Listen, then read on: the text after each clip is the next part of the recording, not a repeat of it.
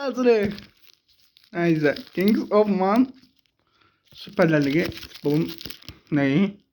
Pardon, dünya yıldızları, futbolun yıldızları tutmuş. Ne çıkacak? O böyle 6 paketi itirdim maalesef. Atasarlı. Seksiz.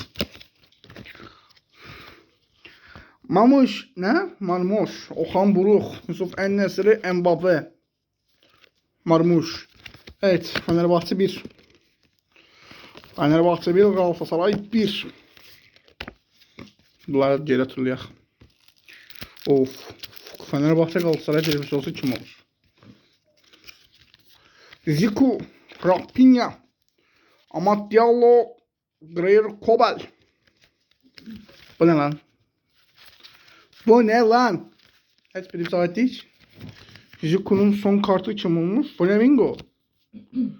1905 yılında pardon 85 yılında Flamingo demiş. Son değeri 2 milyon. Rafinha'nın 80 milyon değeri var arkadaşlar. Rafinha ne yaptın sen lan? Kobel 40 milyon. Kobel'e verip